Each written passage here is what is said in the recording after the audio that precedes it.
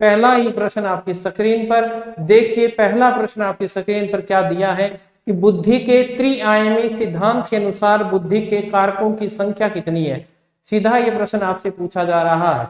बिल्कुल, राधे राधे, जय श्री राम।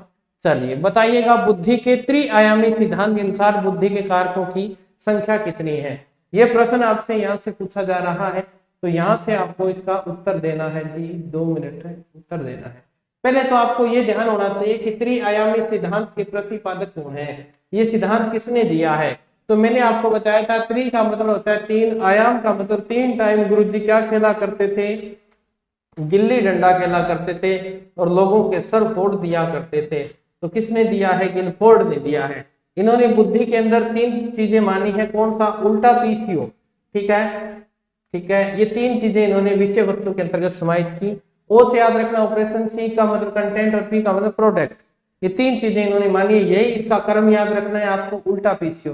तो ये पूछ रहा है कि बुद्धि के कारकों की संख्या कितनी मानी है, ठीक है। तो इन्होंने कितनी मानी थी, 5, 4, 6।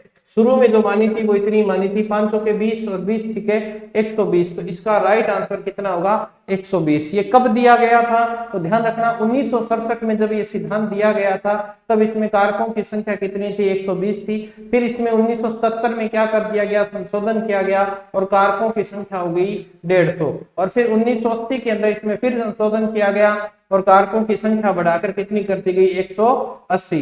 अगर वो वर्तमान की बात करें तो आपको उत्तर 180 करना है, परंतु यहाँ तो सीधा पूछ रहा है, तो ध्यान रखिएगा यहाँ उत्तर आपका 120 हो जाएगा।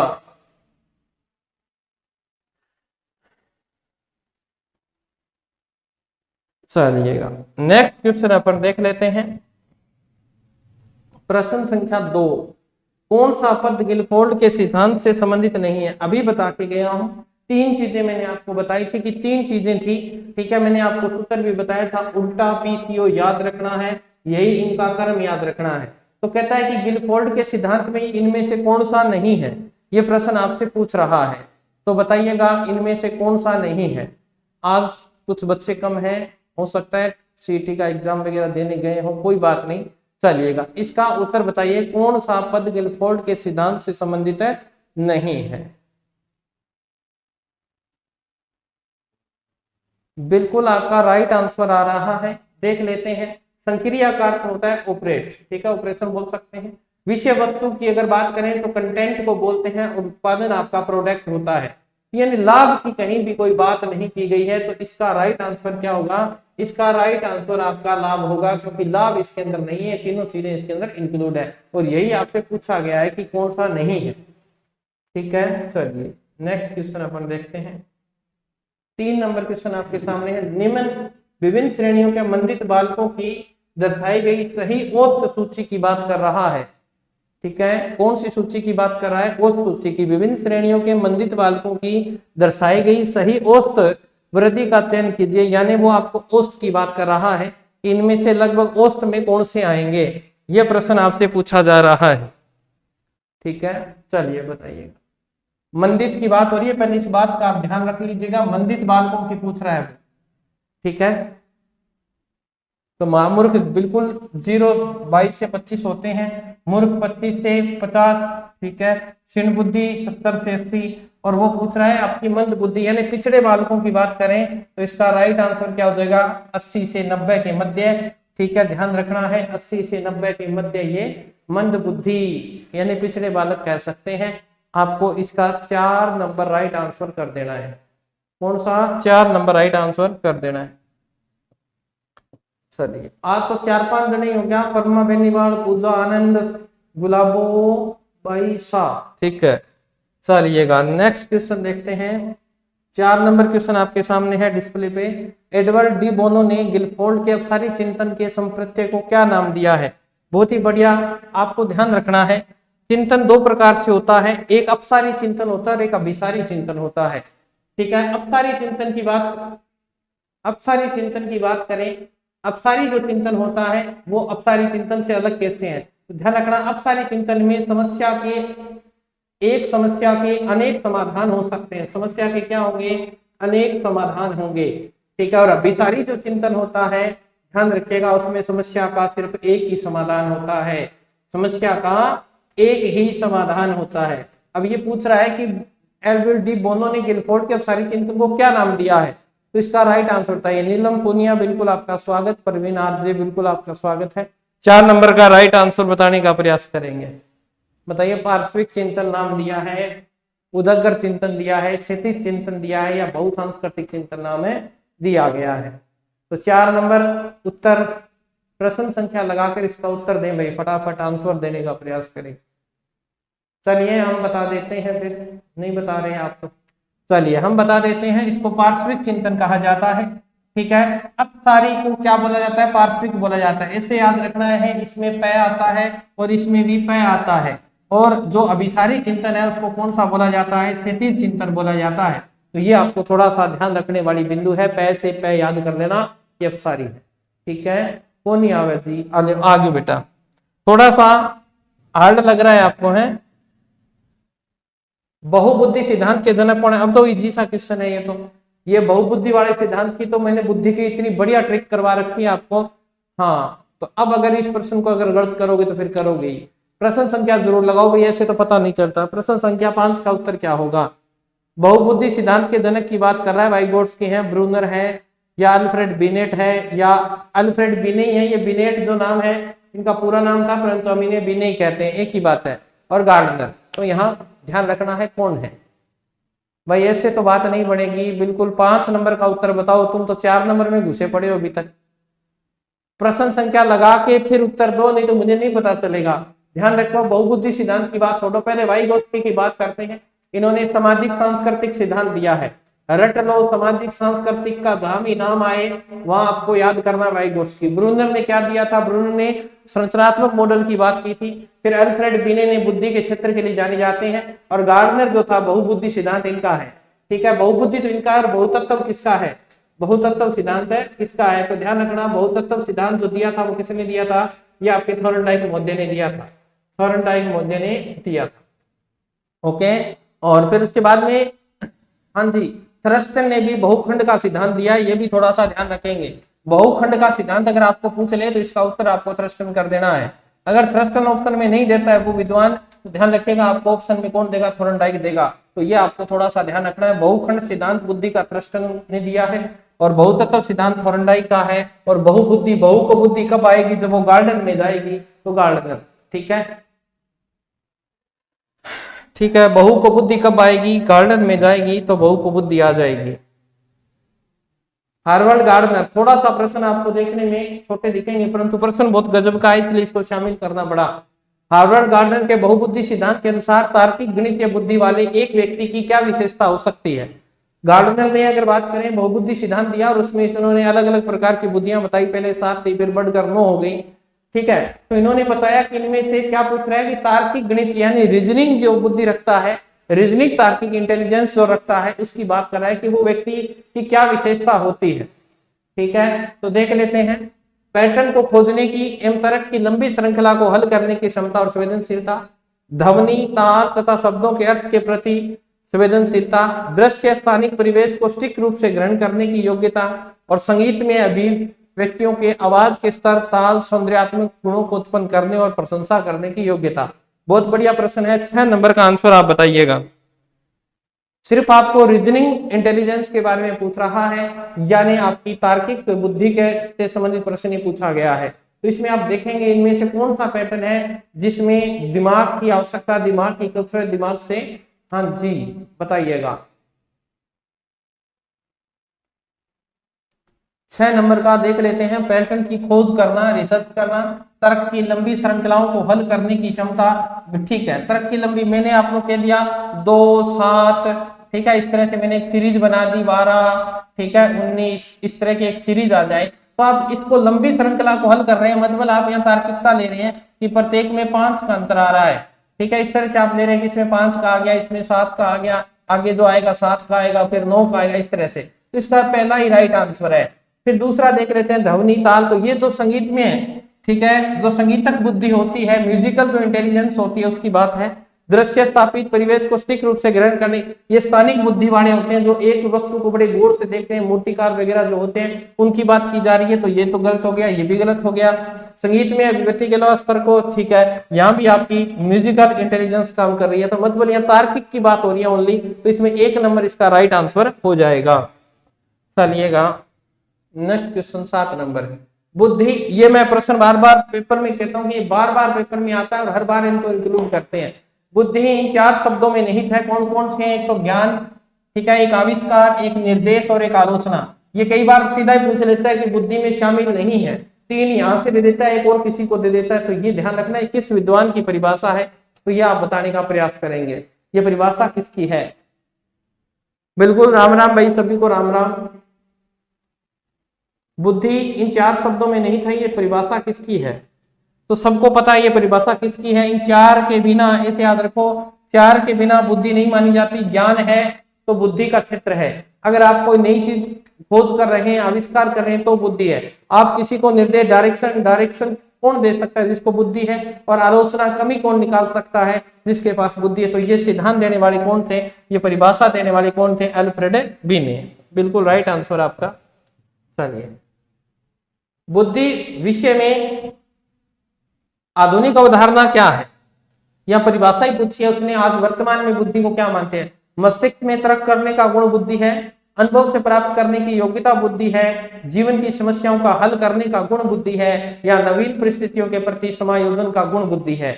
तो बताइएगा 8 नंबर का राइट आंसर क्या होगा? 8 नंबर का राइट आंसर क्या होगा? आधुनिक अवधारणा के बारे में आपसे पूछ रहा है, ठीक है, आधुनिक अवधारणा के बारे में आपसे पूछ रहा है। 8 नंबर का राइट आंसर सोच समझ कर दीजिएगा। आधुनिक अवधारणा का अर्थ है, आधुनिक जो है ना, वर्तमान की बात कर रहे हैं, तो वर्तमान जो है वो है व्यवहार, ठीक है। व्यवहार के आधार पर ही सब मनोविज्ञान चलती है। तो ये व्यवहार की बात कर रहा है, इसमें आपको सिर्फ व्यवहार ही खोजना है, ठीक है। क्या खोजना है? व्यवहार खोजना है। और व्यवहार में देख लेते हैं मस्तिष्क में तर्क करने का गुण, ये तो आप आंतरिक हो गई, तो ये तो नई बात है, ऐसी कुछ नहीं है। अनुभव से प्राप्त करने की योग्यता, बिल्कुल अनुभव तो है आपके पास, आप बार बार अनुभव लेते हैं, व्यवहार करते हैं, यहां तक ये बात सही है। देख लेते हैं आगे, जीवन की समस्याओं का हल करने का गुण, ठीक है, आगे देख लेते हैं। नवीन परिस्थितियों के प्रति समायोजन का गुण, नवीन परिस्थितियों में अगर आप समायोजन कर रहे हैं तो समायोजित व्यक्ति हैं। तो यहां से इन तीनों में से बेस्ट उत्तर आपको निकालना है। तो जीवन की समस्याओं को, अगर प्रत्येक समस्या का आप समाधान कर रहे हैं तो आपको अनुभव है, और उसके साथ साथ आप क्या कर रहे हैं? समायोजन भी कर रहे हैं। तो इन दोनों को समाहित करता हुआ तीसरा ऑप्शन इसका राइट आंसर हो जाएगा, क्योंकि दोनों ऑप्शन तीसरे के अंदर समाहित हैं। दोनों ऑप्शन किसमें है? तीसरे में समाहित है। तो यहाँ आपका क्वेश्चन संख्या 8 का 3 होगा। कैसे है? जीवन में कोई भी समस्या आएगी तो वहां पर आपका अनुभव जो होगा, पूर्व अनुभव काम आएगा कि नहीं आएगा, तभी आप उसको हल कर सकते हैं। तो ये इसके अंदर इंक्लूड हो गया। फिर देखिए, नवीन परिस्थितियों के प्रति समायोजन का गुण, आप नई परिस्थिति में अगर जाओगे तो अगर आप वहां समायोजन कर रहे हो तो फिर आपकी जीवन की समस्या समाधान हो रहा है ना, तो पूर्व अनुभव को आपने फिर यहाँ ले लिया। तो ध्यान रखना है इसका, दोनों को समाहित करता हुआ ये 3 नंबर विकल्प आपका सही हो जाएगा। ठीक है, नेक्स्ट क्वेश्चन, बुद्धि का वैज्ञानिक मापन सर्वप्रथम किसने किया है? ये प्रश्न पता नहीं कितनी बार रिपीट हुआ है, और इसको हमने भी रिपीट कर दिया ताकि ऐसा प्रश्न अगर दोबारा आए तो कोई बात नहीं। हाँ सीमा कुमारी, बढ़िया बात है बेटा, आपका सही हुआ तो कोई बात नहीं, कोई बात नहीं, गलतियों से ही इंसान सीखता है। अभी बताया ना, डी क्यों नहीं हो सकता? क्योंकि दोनों को समाहित सी कर रहा है, इसलिए सी बेस्ट है। बुद्धि का वैज्ञानिक मापन सर्वप्रथम किसने किया है? यह प्रश्न आपसे पूछा जा रहा है, तो आप इसका उत्तर बेझिझक दे सकते हैं, क्योंकि बुद्धि का सर्वप्रथम जो वैज्ञानिक मापदंड दिया था वो किसने दिया था? बीने ने दिया था, अल्फ्रेड बीने ने, ठीक है। उसके बाद में किस विश्वविद्यालय में दिया था? ध्यान रखिएगा, इनके साथ साइमन भी थे, साइमन 1905 में इन्होंने दिया, फिर 1908 में साइमन भी जुड़ गए थे इनके साथ, और बाद में 1916 के अंदर क्या हुआ था? टर्मन ने दिया था। कौन से विद्यालय में? स्टैनफोर्ड विश्वविद्यालय में। तो ये व्यक्ति है, तो टर्मन ने तो क्या दिया? बुद्धि का सिद्धांत सूत्र दिया था।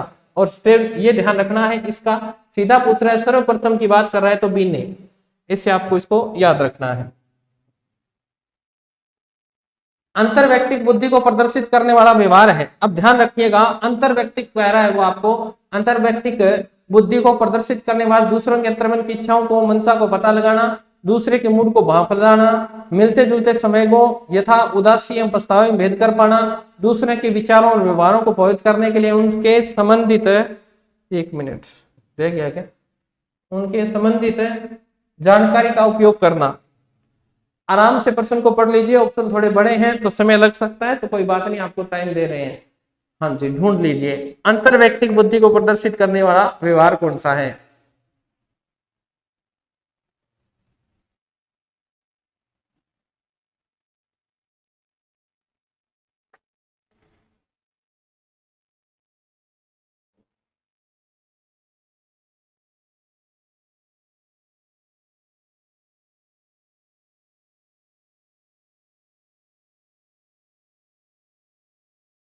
पढ़ लिए होंगे सभी ने, अब आंसर दीजिए इसका।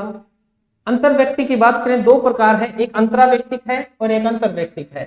ठीक है, एक होता है इंट्रा, ठीक है, इंट्रा, और एक होता है इंटर। ठीक है, इंटर जो व्यक्तित्व होता है ये दूसरों की भावनाओं को समझने वाला होता है, इंट्रा जो होता है ये स्वयं की भावनाओं को समझने वाला होता है। अब ये कह रहा है कि क्या पूछ रहा है ये अपने को, अंतर्व्यक्तिक बुद्धि को प्रदर्शित करने वाला वार, अंतर्व्यक्तिक और अंतराव्यक्तिक। तो यहाँ अंतरा की बात ही नहीं कर रहा, वो किसकी बात कर रहा है? अंतर्व्यक्ति की बात कर रहा है, यानी खुद की बात कर रहा है। तो दूसरों के अंतर्गत की भावनाओं को पता लगाना नहीं गलत बात है, दूसरों के मूड को भांप लेना गलत बात है, और दूसरों के विचारों को, यहाँ फिर आ गया दूसरा, तो एक ही ऑप्शन बचा अपने पास, 3 नंबर इसका राइट आंसर हो जाएगा।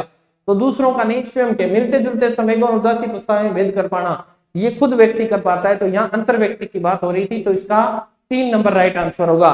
ये भी देख सकते थे ना, यहाँ की यहाँ दूसरों की बात हो रही है, यहाँ भी दूसरों की बात हो रही है, और यहाँ भी दूसरों की बात हो रही है। ध्यान रखिएगा, ये दोनों चीजें आपको पेपर में कंफ्यूज कर सकती हैं, इसलिए प्रश्न लेना अनिवार्य था। आपको बता दिया है, इंट्रा होता है खुद के लिए, स्वयं के लिए, ठीक है, स्वयं के लिए, और इसे अंतरा बोल देते हैं, अंतरा। ठीक है, और इंटर जो होता है ये होता है दूसरों की भावनाओं को समझने वाला, इंटर। ठीक है, और ये होता है, ये सॉरी, ये अंतर लिख दिया, अंतर्वैयक्तिक। ठीक है, तो ये बात थोड़ी सी ध्यान रखनी है आपको, अंग्रेजी वर्ड इसके जरूर याद रखिएगा। सामान्य तथा विशिष्ट कारक सिद्धांत का प्रतिपादन किसने किया? बुद्धि के अंदर 2 कारक बताए थे इन्होंने। सामान्य कारक को उन्होंने जी कारक नाम दिया था, ठीक है, और विशिष्ट जो था उसको स्पेसिफिक फैक्टर कहा था इन्होंने, एस कारक नाम दिया था। जर्नल फैक्टर और स्पेसिफिक फैक्टर, ये जो सिद्धांत दिया था बुद्धि में 2 कारक माने थे, किसने माने थे आपको बताना है, बताइएगा।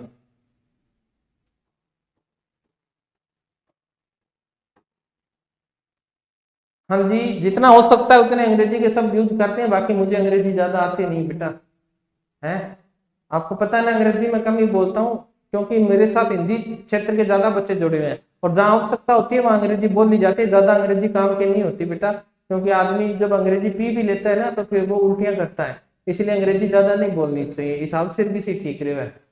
ठीक है, बाकी बागड़ी भाषा वर्ग का नजारा तो है को नहीं, हमें बागड़ी समझ में आवे को नहीं, खातिर मैं थोड़ा बहुत हिंदी में माथा पची ज्यादा करूँ।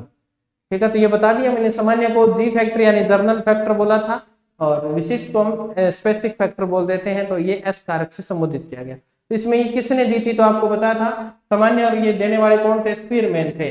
इन्होंने बुद्धि का द्वितत्व सिद्धांत दिया था, कौन सा दिया था, द्वितत्व। बाद में 1911 के अंदर इन्होंने इसमें संशोधन किया और त्रितत्व सिद्धांत भी इन्होंने दे दिया था, और इन्होंने तीसरा जो तत्व दिया था उस तत्व को इन्होंने जीएस नाम दिया था। ठीक है, सामान्य विशिष्ट कारक, ठीक है, जर्नल स्पेसिफिक फैक्टर नाम दिया था। तो 3 कारक दिए थे, पहले 2 दिए थे फिर 3 दिए थे, तो ये भी थोड़ा सा ध्यान रखेंगे। 12 नंबर, बुद्धि के त्रिकारक सिद्धांत किसने दिया है? ये लो, इजी सा प्रश्न पूछा है आपसे कि बुद्धि का त्रिकारक सिद्धांत किसने दिया है? गिलफोर्ड ने दिया है, स्पीरमैन ने दिया है, टर्मन ने दिया है, बिने ने दिया है, बताओ। टाबरियो, सीधी सी बात है, अक्ल गो 3 कारक वह अक्ल का मां आ बात कण बताई है, आ गिलफोर्ड बताई है कि स्पीरमैन बताई है कि टर्मन बताई है कि बिने बताई है? ठीक है, तो बताओ भाई, हाँ बात अड़ी बताओ, कण बताई। त्रिकारक सिद्धांत बुद्धि को कण दियो, खोपड़ा गमाती की तारी बुद्धि है। हाँ जी, त्रिकारक सिद्धांत किसने दिया है, यह आपसे प्रश्न पूछा जा रहा है। अगर थोड़ा सा भी आपने इसको ढंग से देखा होता तो आप इसका राइट आंसर देकर जाते, क्योंकि मैं अभी बता के गया था त्रितत्व सिद्धांत किसने दिया था, ध्यान रखिएगा स्पीरमैन ने दिया था। और तीसरा तत्व कौन सा था, जीएस नाम से, जिसे जर्नल स्पेसिफिक फैक्टर नाम दिया था इन्होंने। कैसे दिया था, इन्होंने कहा था जी फैक्टर जन्मजात होता है और एस फैक्टर क्या होता है, अर्जित होता है। एस फैक्टर, जी जो तत्व होता है वो एक ही होता है, एस फैक्टर बहुत सारे होते हैं, परंतु एस और जी के मध्य जो क्रिया होती है वो क्या कहलाती है, जीएस कहलाती है। वो क्या कहलाती है, जीएस कहलाती है। सिद्धांत देने वाले कौन थे, आपके स्पीरमैन थे। अभी बता के गया था, पिछले प्रश्न को आपने ढंग से देखा नहीं। स्पीरमैन के अनुसार बुद्धि बढ़ना किस आयु में आकर रुक जाती है। सीधी सी बात पूछना चाह है कि स्पीरमैन देखो है नहीं, वो यहाँ कहे कि एक एज सी आ जाए कि बैठे जाके बुद्धि रुक जाए, तो वह कौन सी एज है, तना आप पूछनी चाहे टावली बता दे फटाफट मेरे शायरो, बता दो बता दो शायरो, ऐसे मत करो भाई, बताइएगा फटाफट इसका आंसर देंगे। हाँ जी, बातें नहीं करनी, फटाफट आंसर दो। स्पीरमैन क्या कहता है ये मैं बता दूंगा। ये कहता है, ठीक है, लड़कियों के लिए अलग बताता है, लड़की के लिए और लड़कों के लिए अलग बताता है। ठीक है, मैंने कहा था लड़कियां जल्दी समझदार हो जाती हैं और लड़के थोड़े लेट होते हैं, इसीलिए लड़कों की एज शादी की कितनी रखी जाती है, 18 वर्ष लड़कियों की है और इनकी 21 वर्ष है। क्यों ये 3 साल का गैप क्यों है, क्योंकि लड़कियां पहले समझदार हो जाती हैं, इन्हें क्षितिज वृद्धि बोला जाता है। तो स्पीरमैन के अनुसार बताइएगा,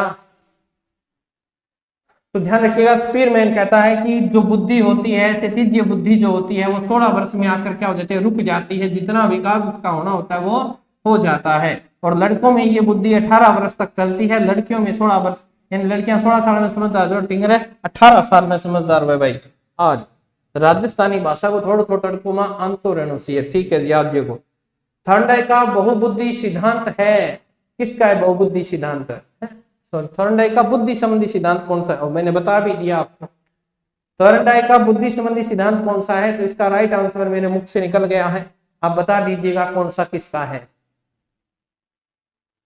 तो मैं बता देता हूं, एक तत्व सिद्धांत किसका था, एक फ्रेंड के बिना जिंदगी अधूरी है, एक फ्रेंड के बिना, तो कौन है, अल्फ्रेड बी ने। द्वितत्व मैंने बताया था, पीयर मींस होता है जोड़ा, पीयर होता है जोड़ा, और जोड़े को हम बोलते हैं दो, दो का होता है जोड़ा, यानी द्वितत्व सिद्धांत किसका, स्पीरमैन का है, तोता मैना का जोड़ा होता है, ठीक है जी। त्रिआयामी सिद्धांत की बात करें, 3 आयाम में क्या खेला करता था, गिल्ली डंडे खेला करता था, लोगों के सर फोड़ दिया करता था, वो कौन है, गिलफोर्ड। तो अपने पास एक ही बच गया, बहुतत्व सिद्धांत के प्रतिपादक कौन है, थॉर्नडाइक है। ये तीनों चीजें मैं आपको करवा के गया था। बहुबुद्धि, बहू को बुद्धि कब आएगी, जब गार्डन में जाएगी। और बहू का तत्व कब बनेगा, ये डाई जो होती है, एक तत्व होती है, ये आपको काला कर देगी, बहू लाने के लिए बाणों में डाई करनी पड़ती है, तो ऐसे याद रखें। और खंड, खांड के क्या होते हैं, टुकड़े होते हैं, तो ध्यान रखना बहुखंड जो है, और खांड हमेशा टन में आती है, तो ध्यान रखेगा थर्स्टन। तो बहुखंड का सिद्धांत ये दिया था, तो याद रखा करो थोड़ी थोड़ी बातें। आ जाओ जी, आईसीटी का प्रश्न हो गया शुरू, और पहला ही प्रश्न है, आईसीटी का अभिप्राय क्या है। आईसीटी की फुल फॉर्म आपसे पूछी जा रही है, और आपके चैप्टर में सूचना एवं प्रौद्योगिकी नाम से टॉपिक जुड़ा है।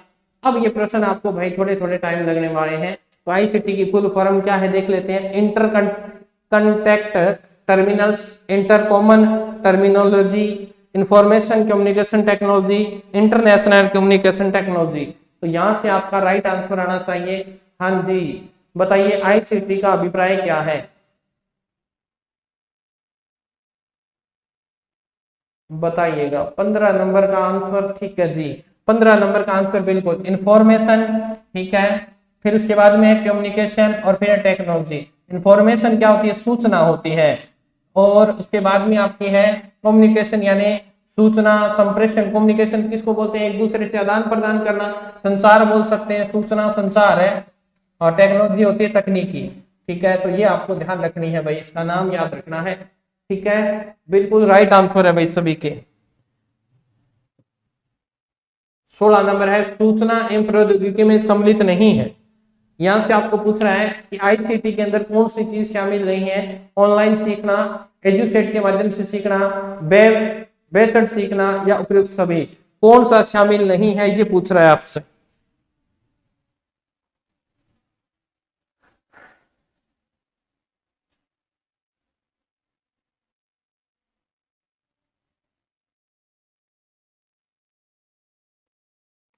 बताइएगा। 16 नंबर का आंसर बताने का प्रयास करेंगे सभी। बताइए भाई, बताइए फटाफट आंसर दो बेटा।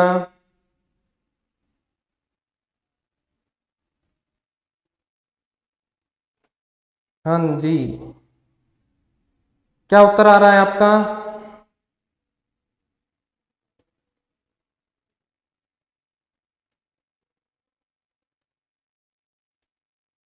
डी। ठीक है, आगे देखते हैं। हाँ जी बताइएगा, सभी बताएं।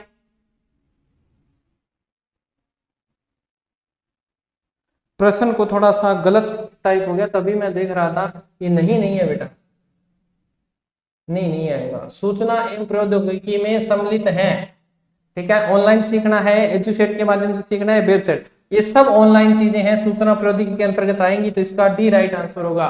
बिल्कुल भी आपने प्रयास किया, प्रश्न गलत था, फिर भी आपने इसको ढूंढने का प्रयास किया, बहुत ही बढ़िया। ठीक है, तो मिस प्रिंट हो सकती है प्रश्न। हाँ जी, 17 नंबर, सूचना एवं संचार प्रौद्योगिकी क्या है? ये तो सही है ना? हाँ, सूचना एवं संचार प्रौद्योगिकी क्या है? प्रभावशाली सूचना की प्रक्रिया है, प्रदत्त एकत्रीकरण की प्रक्रिया है, मूल्यांकन की प्रक्रिया, आंतरिक तकनीक की प्रक्रिया है। आईसीटी के बारे में पूछ रहा है कि ये प्रौद्योगिकी क्या है, बताइए। इसका राइट आंसर बताने का प्रयास करें। हाँ जी,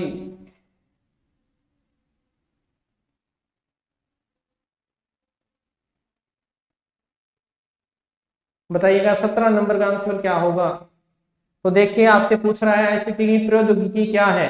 प्रौद्योगिकी यही है कि जितनी भी सूचना है वो प्रभावपूर्ण तरीके से सब तक पहुंच जाए। पहले क्या था, थोड़ा सोशल मीडिया कम थी, ठीक है, इंटरनेट कम था, तो जो सूचनाएं थी जनता तक लेट पहुंचा करती थी, ठीक है। तो ध्यान रखना, सूचना, ये आईसीटी जो है ना, ये क्या करती है, ये हर कार्य में क्या लेके आ रही है, प्रभावशाली सूचना की प्रक्रिया है। 1 मिनट में सारी सूचनाएं प्रकाशित कर देता है, इंटरनेट का माध्यम है। तो ध्यान रखिएगा, प्रभावशाली सूचना की क्या ये प्रक्रिया है। बिल्कुल 1 नंबर इसका राइट आंसर होगा। डी कहां जा रहे हो? आंतरिक कैसे हो सकती है? आईसीटी तो सबके सामने है, आईसीटी तो सबके सामने रहता है, प्रभावशाली सूचना की प्रक्रिया ये, इसका 1 नंबर राइट आंसर भाई। सूचना एवं संप्रेषण तकनीकी से क्या तात्पर्य है? ये लीजिए, केवल सूचना संप्रेषित करना, सूचना भेजने में इलेक्ट्रॉनिक युक्तियों का उपयोग करना, सूचना एकत्रित करना, ज्ञान और दक्षता अर्जित करना। इजी सा क्वेश्चन आपके सामने है, और इसका उत्तर भी आप इजी तरीके से ही देंगे। हाँ जी, क्या कह रहे हैं? चलिए देख लेते हैं। सूचना एवं संप्रेषण तकनीकी में केवल सूचनाएं संप्रेषित करना नहीं है, इसके अंदर आप सीख भी सकते हैं, ठीक है, गलत बात हो गई।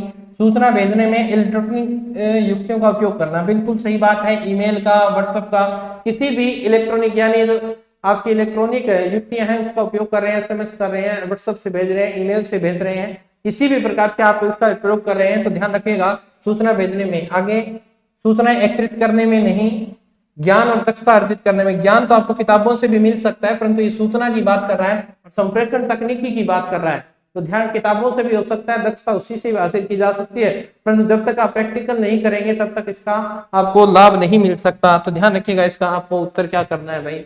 1 नंबर। निम्नलिखित में से कौन सा डिजिटल भुगतान का एक तरीका है? यहां से आपको पूछ रहा है, ये सब आप करते हो भाई, ठीक है, तरीका नहीं है, ये पूछ रहा है क्या?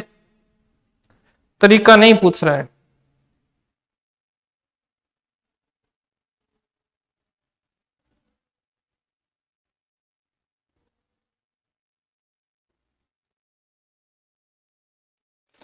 ये बैंकिंग के अंदर सब चीजें आपकी काम में आती हैं, ध्यान रखिएगा। ये डिजिटल भुगतान की बात कर रहा है, और डिजिटल भुगतान की बात करें तो ये बैंक के अंदर सब चीजें काम में आती है, परंतु इनमें से एक चीज जो है वो बैंक में काम नहीं आती। तो ध्यान रखिएगा, कौन सी चीज काम नहीं आती? तो ध्यान रखिएगा, आरटीजीएस ये आती है, आईएमपीएस आती है, एनईएफटी आती है, परंतु एमआईसीआर जो होती है ये नहीं आती, क्योंकि बैंक के नीचे चेक होता है, उस चेक के नीचे एक पट्टी होती है, उसको पढ़ने के लिए काम में आती है, तुरंत भुगतान नहीं करती है, ठीक है। इस पट्टी को पढ़ने का काम करती है, फिर आपका चेक लगता है और कुछ समय के बाद वो आपको मिलता है। तो एमआईसीआर, ध्यान रखिएगा, इसका राइट आंसर 4 नंबर होगा, और ये तुरंत आपको नगद देने भुगतान करने का एक तरीका है, ठीक है। तो ये आपको ध्यान रखना है भाई, ओके। चलिएगा नेक्स्ट क्वेश्चन आपके सामने। 20 नंबर। इंटरनेट न्यूज ग्रुप के संदर्भ में दूसरों को आहत ना करने वाले संदेश बनाने के नियमों से संबंधित कौन सा है? ठीक है, इंटरनेट आप नेट यूज करते हैं, सबको पता है, और उसके संदर्भ में आप कुछ ऐसी पोस्ट बना देते हैं जिससे दूसरों को क्या हो, भावनाओं को ठेस पहुंचे, ऐसे संदेश बनाने से संबंधित कौन सी इसमें है? तो टेलनेट कहते हैं, नेटिकेट कहते हैं, वेब सर्वर कहते हैं, नेट न्यूट्रलिटी कहते हैं। 19 क्वेश्चन समझाओ, 19 क्वेश्चन समझाओ। समझा दिया बेटा, ठीक है। उसे क्या कहते हैं बताइएगा।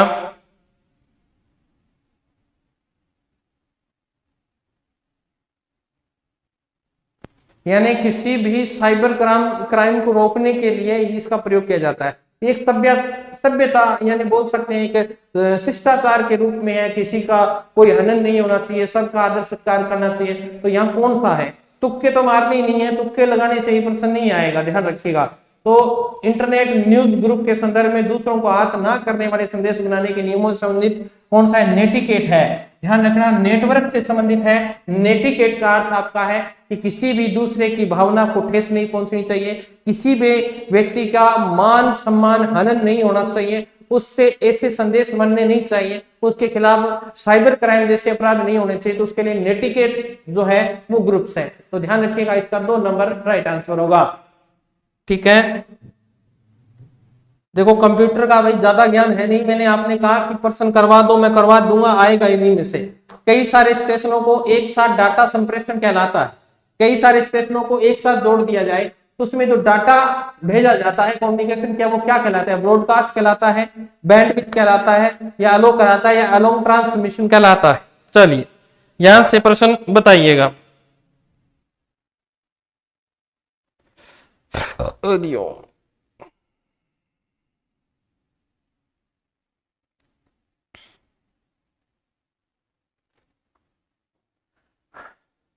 कई सारे स्टेशनों को एक साथ डाटा संप्रेषण कहलाता है। यानी यहां से सीधा देखो कई स्टेशनों को, तो ध्यान का ब्रॉडकास्ट होता है। वो ब्रॉडकास्ट में एक साथ कई स्टेशन जुड़ जाते हैं, कई कनेक्शन हो सकते हैं, तो इसका ब्रॉडकास्ट इसका राइट आंसर होगा।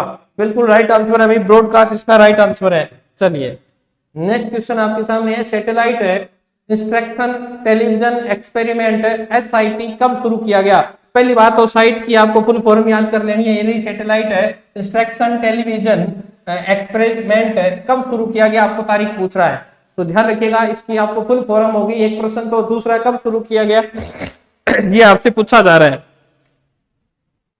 ठीक है, ये आपसे पूछा जा रहा है। तो अपने पास तो वही फॉर्मूला है, ज्यादा बड़ा हम लेके नहीं चलते, हम तो छोटी सी बात रखते हैं। सबसे पहले आपको ध्यान रखना है ये कौन सा है, ये 5 नंबर पे है गुरुजी, तो 5 नंबर वाले देख लो, 2 ही है, तो ये 2 ऑप्शन तो हो गए अपने कट।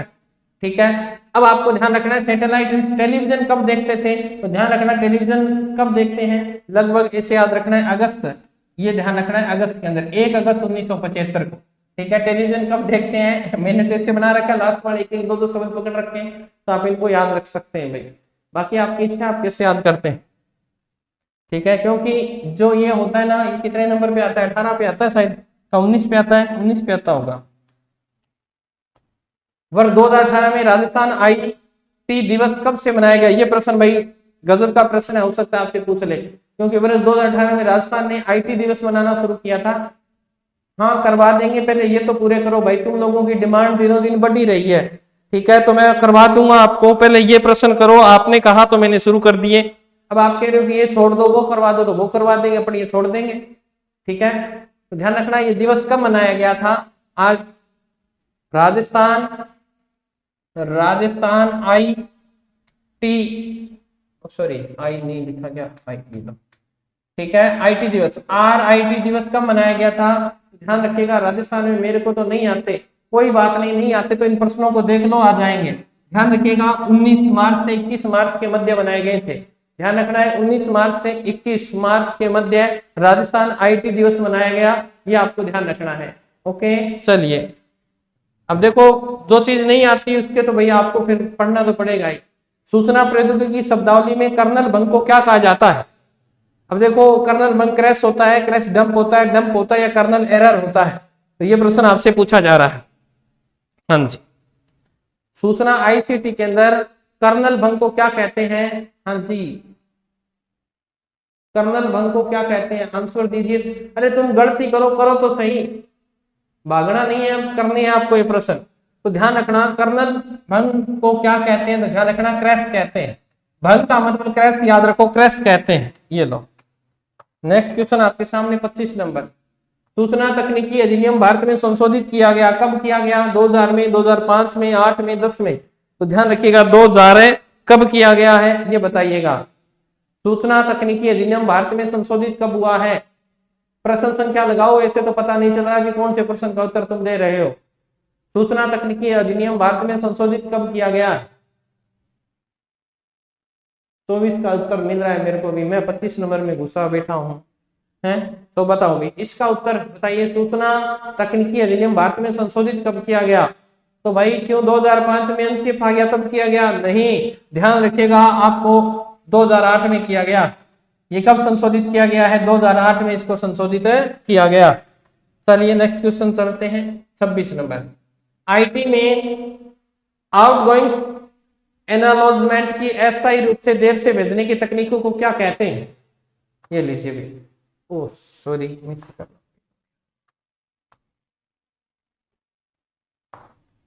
आईटी में आउटगोइंग एनालॉजमेंट को अस्थायी रूप से भेजने की तकनीक को क्या कहा जाता है? एआर, हाँ जी क्या हो गया बताइएगा इसमें। हाँ जी कोई बात नहीं, नहीं आ रहे तो कोई बात नहीं है, आप इस प्रश्न का उत्तर दें। ये सीखे, नहीं आ रहे हैं तो ऐसा भागने से थोड़ी आएंगे। भागने से कुछ नहीं होता बेटा, जो चीजें नहीं आती वो सीख लेनी चाहिए, ठीक है ना? दो कोई बात नहीं, गलत उत्तर दोगे तो भी सीखोगे। मनोज कुमार जाट कह रहे हैं कि सर आपकी कृपा से नौकरी कर रहा हूं, बहुत बढ़िया, आशीर्वाद भी, सभी नौकरी लगो। हाँ, और खुशी होती है कि जब बच्चे कहते हैं। हाँ जी बिल्कुल परमेश्वर स्वामी, राधे राधे, बिल्कुल राधे राधे भाई, आपको बहुत सारा आभार, खूब मेहनत कीजिए। बताइएगा इसका राइट आंसर क्या होगा? बातें हम बाद में करेंगे, तो ध्यान रखना पिग्गी बैंकिंग होता है, पिग्गी बैंकिंग ध्यान रखिएगा। अस्थायी रूप से, यानी आपने आईटी में आउटगोइंग के अंदर कोई भी सिग्नल भेजा है, ठीक है, वो अस्थायी रूप से भेजने की तकनीक, यानी ये नहीं पहुंच रहा है तो फिर आप क्या कर रहे हैं? तो आपको पिग्गी बैंकिंग का इस्तेमाल करना पड़ता है, तो ये ध्यान रखिएगा पिग्गी बैंकिंग, ठीक है जी बिल्कुल। नेक्स्ट क्वेश्चन आपके सामने 27 नंबर। राजस्थान में जन सूचना पोर्टल के पहले चरण का उद्घाटन कब किया गया था? जन सूचना पोर्टल का प्रश्न आपसे पूछा गया और इसी के संदर्भ में पूछा जाएगा, ठीक है? तो बताइएगा इसका जन सूचना पोर्टल का शुभारंभ कब किया गया? ठीक है, कब किया गया? कुछ याद नहीं रखना, आईसीटी आते एक ही बात दिमाग में घूमनी चाहिए कि गुरुजी 8 का आंकड़ा बार बार आ रहा है, मतलब 8 आवेगो, और 8 आओ मतलब हो अगस्त। और कब किया गया था? ध्यान रखना 20 अगस्त को किया गया था। ये 20 अगस्त 2019 को राजस्थान में जन सूचना पोर्टल का पहला चरण का उद्घाटन है किया गया था। तो इसका राइट आंसर क्या हो जाएगा भाई? 2 नंबर इसका राइट आंसर है। ये क्या होता है भाई? तुमने पढ़े ही नहीं तो मैं क्या बताऊं अब कंप्यूटर क्या होता है, ये चीजें मैं तो पर्सन ही करवा सकता हूं। राजस्थान संपर्क पोर्टल का उपयोग किया जाता है आरटीआई के तहत सूचना एकत्रित करने में, शिकायत निवारण प्रणाली में, शिकायत निवारण प्रणाली में, लोक सेवाओं के प्रदान गारंटी के लिए, या सामाजिक अंकेक्षण मंच के रूप में। तो आपको ये प्रश्न पूछा जा रहा है, इसका उत्तर देंगे आप। राजस्थान संपर्क पोर्टल,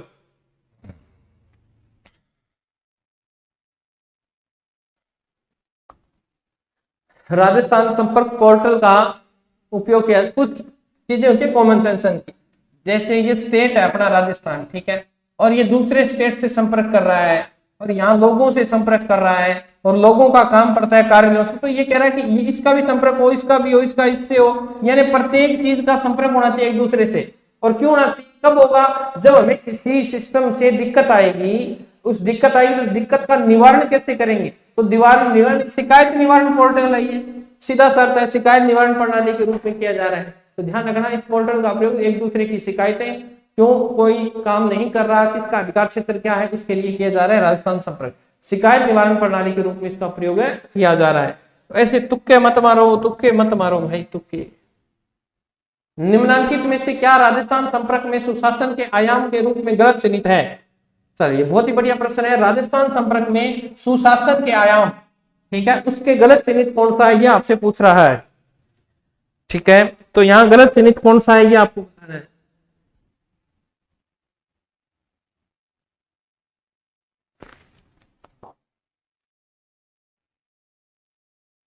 सुशासन के आयाम में गलत चिन्हित कौन सा है? बिल्कुल, प्रत्येक कार्य में पारदर्शिता होगी, सुशासन के अंदर पारदर्शिता होगी, शिकायतों का निवारण होगा, विश्वास तो किसी पे करना ही नहीं है, ठोस सेवा प्रमाण पत्र प्रणाली होगी। बिल्कुल, विश्वास किसी पे नहीं करना है, विश्वास से आदमी मार खा जाता है, इसीलिए किसी पे विश्वास नहीं करना।